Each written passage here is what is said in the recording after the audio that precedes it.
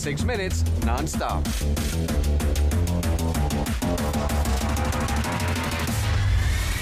Transparent and concise. Paparan komprehensif, ringkas dan padat. Saksikan Kanta 744, 7.44 malam. berita perdana 8 malam. Malaysia Tonight, 8:30 p.m.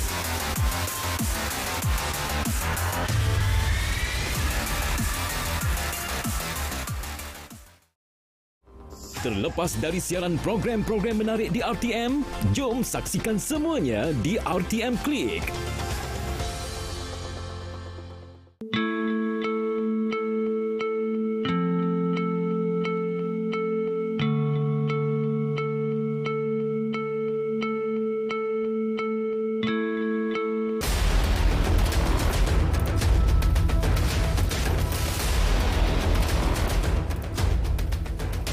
Assalamualaikum, salam Malaysia Madani. Kanta 744 mendahului berita. Dimulakan dengan rangkuman berita utama dalam segmen esensi. Duti import terhadap kertas akhbar dipertimbang untuk disemak semula. Keputusan itu bakal memberi keseimbangan kepada industri media cetak dan pendapatan kerajaan. Menurut Perdana Menteri, perkara terbabit bakal dibincangkan bersama Kementerian Keuangan. Pertimbangan dibuat susulan rungutan pihak industri media cetak yang mendakwa terbeban selepas pengilang dalam negara tidak lagi menjalankan perniagaan tersebut. Justru mereka terpaksa mengimport kertas dari luar negara untuk cetakkan akhbar. Bekalan ayam mentah dijamin mencukupi hingga tahun depan. Sehubung itu, Menteri KPKM berkata bekalan tidak akan terjejas menjelang dua perayaan terdekat iaitu Christmas dan Tahun Baru Cina. KPKM juga akan sentiasa bekerjasama dengan KPDN dalam menangani isu keterjaminan makanan agar keperluan rakyat diurus sebaik mungkin.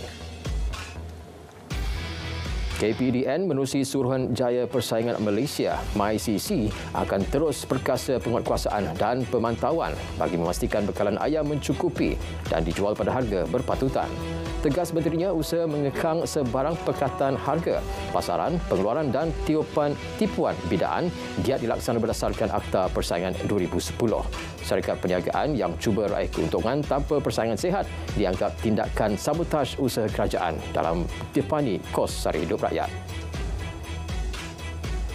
Tindakan 5 syarikat pengeluar makanan ayam bersekongkol menetap dan mengawal harga ayam disifatkan pengkhianatan kepada negara. Tegas Timbalan Menteri KPDN, perbuatan terbabit telah menyukarkan kerajaan untuk kawal harga ayam di pasaran meskipun bilion ringgit diperuntukkan untuk subsidi ayam di peringkat pengeluaran. Hujan lebat berterusan tahap bahaya dijangka berlaku di seluruh Kelantan, Terengganu dan 2 daerah di Pahang iaitu Jerantut dan Kuantan sehingga Isnin ini. Untuk tempoh sama, amaran tahap buruk turut diramal berlaku di 5 lagi daerah di Pahang iaitu Tanah Tinggi Cameron, Lipis, Maran, Pekan dan Rompin. KPDN Kelantan tingkatkan kerjasama dengan agensi penguatkuasaan dan keselamatan di sempadan Malaysia Thailand sepanjang musim banjir. Jelas pengarahnya air Sungai Golok yang melimpahi tebing. Antara faktor utama berlaku penyeludupan bekalan ke negara jiran. Musim monsun timur laut memberi banyak cabaran kepada agensi penguatkuasa agar sempadan negara tidak mudah dibolosi penyeludup terutama ketika banjir.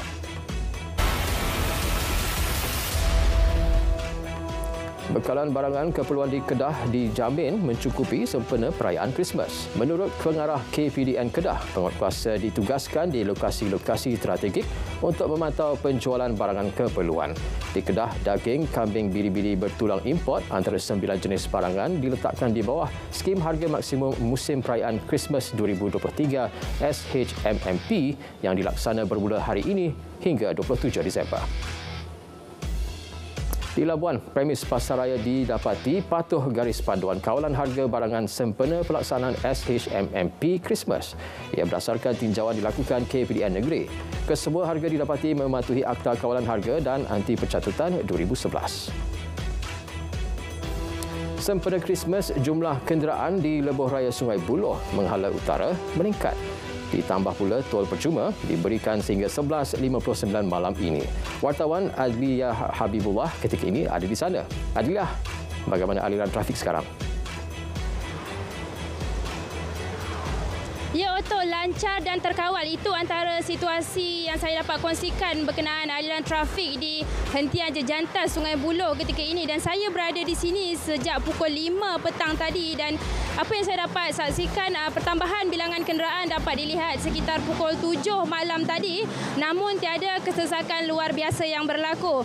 Dan Otto, sekitar pukul 6 petang tadi hujan juga turun agak lebat. Dan pengguna lebuh raya berhenti seketika di hentian ini untuk mendapatkan hidangan makan malam sebelum meneruskan perjalanan ke destinasi mereka masing-masing.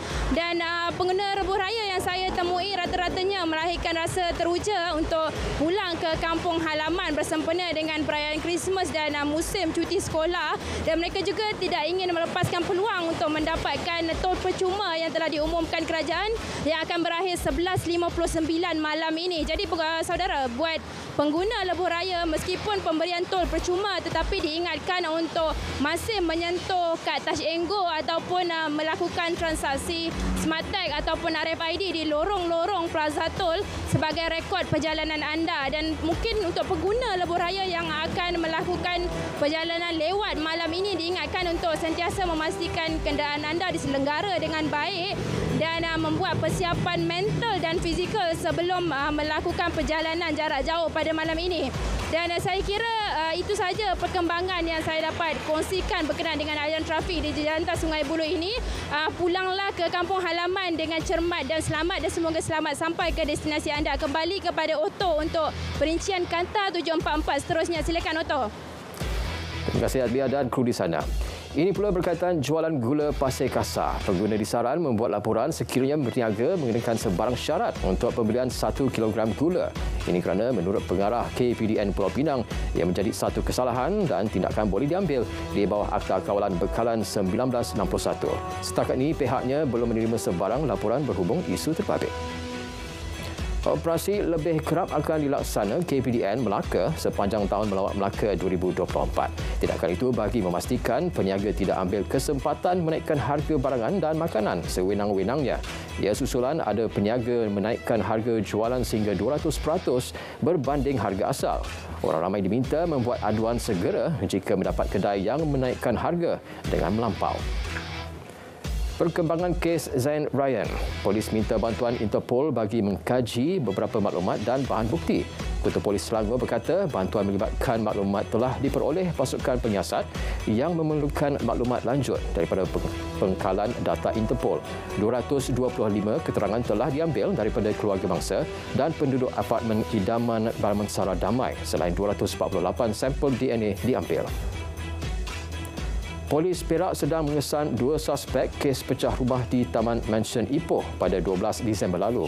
Kejadian itu menyebabkan mangsa berusia 28 tahun kerugian bernilai 1.24 juta ringgit. Justru Ketua Polis Daerah Ipoh meminta orang ramai mempunyai maklumat untuk hubungi talian yang tertera.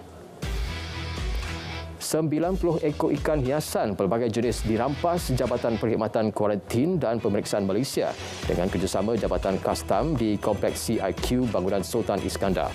Semua rampasan yang cuba diselundup masuk di rali Singapura pada Jumaat itu bernilai RM2,000. Pemandu kereta serta seorang lelaki tempatan ditahan untuk diambil keterangan. Isu seorang wanita maut didakwa akibat keracunan makanan selepas makan sandwich di R&R Lebuh Raya Pantai Timur 2 Selasa lepas. Kes tersebut kini dalam siasatan Jabatan Kesihatan Negeri Terengganu JKNT. Pengarahnya berkata selain mengambil sampel makanan, keterangan daripada pengendali makanan turut direkodkan. Ia bagi mengenali pasti punca sebenar kematian. Jabatan Imigresen JIM nafi dakwaan pemandu kenderaan awam yang membawa pendatang tanpa izin boleh dikenakan tindakan undang-undang. Ketua pengarahnya berkata jabatan itu sedia memaklum bahawa pemandu tidak mempunyai kuasa dan tidak perlu dibebankan dengan pembuktian status penumpang. Jika didapati mereka sengaja beri perlindungan kepada mana-mana orang yang diketahui telah melanggar peruntukan akta, boleh disabit dengan hukuman di bawah Seksyen 56(1) di Akta Imigresen 1959-63. 199 program jualan rahmah berjaya dilaksana KPDN Perlis sehingga kini. Ia telah memberi manfaat kepada lebih 200,000 orang. Penganjuran melibatkan 3 kawasan parlimen dan 15 Dewan Undangan Negeri. Pelbagai kaedah dilaksana termasuk jualan rahmah bergerak, premis perniagaan, Dewan Orang Ramai dan masjid. Kerajaan Perak menerima cadangan pembinaan satu universiti swasta milik syarikat otomotif Geely di Tanjung Balim. Jelas Menteri Besar Perak ia memaklumkan semasa sesi pertemuan bersama pengurusan kanan syarikat tersebut di bangunan Perak Darul Rizwan baru-baru ini. Cadangan tersebut susulan daripada pelaburan Geely sebanyak RM32 bilion menerusi projek Lembah Teknologi Tinggi Otomotif atau AHTV di daerah tersebut. Ke arah memastikan orang ramai menggunakan bekalan air yang bersih, 20 pusat tahfiz, madrasah dan masjid terpilih di sekitar Alor-Setar Kedah menerima sumbangan set penapis air. Ia disumbang Etika Insurans dan Takaful dengan kerjasama Islamic Aid Malaysia di bawah projek bekalan air bersih 2023. Antara penerima Masjid Az-Zakiyah, Madrasah Sulaimaniyah, Surau An-Naim dan Surau Al-Falaj. Reserve Antarabangsa Bank Negara Malaysia BNM berjumlah $112.8 bilion Amerika setakat 15 Disember lepas. Jumlah itu meningkat berbanding $112.3 bilion hujung bulan lalu. Menerusi kenyataan BNM, paras reserve memadai untuk membiayai 5.5 bulan import barangan dan perkhidmatan serta 1 kali jumlah hutang luar negeri jangka pendek. Transformasi dalam pembangunan teknologi storan tenaga hijau dan kenderaan elektrik EV. Simposium antarabangsa mengenai elektrolit polimer atau ISPE 18 menjadi platform perkongsian pakar bidang berkenaan. Ia sekaligus merealisasikan matlamat Malaysia mencapai pelepasan karbon sifar bersih menjelang 2050. Simposium ini dijadual berlangsung 23 hingga 28 Jun 2024 di Langkawi, Kedah. PT-PTN jangka pemberian dividen skim simpanan SSPN, Simpan SSPN tahun ini meningkat berbanding 2022. Jangkaan itu berdasarkan peningkatan pelaburan dan trend prestasi deposit simpanan Simpan SSPN yang membanggakan setiap tahun. Justru orang ramai diminta segera membuat simpanan atau buka akaun baru di Simpan SSPN sebelum 31 Disember ini melalui aplikasi MyPT-PTN.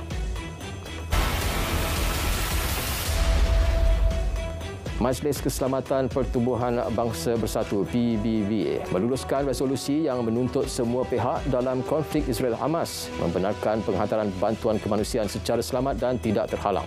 Selepas beberapa hari tertunda, resolusi itu juga menyeru untuk satu situasi dibentuk bagi menghentikan permusuhan secara sementara.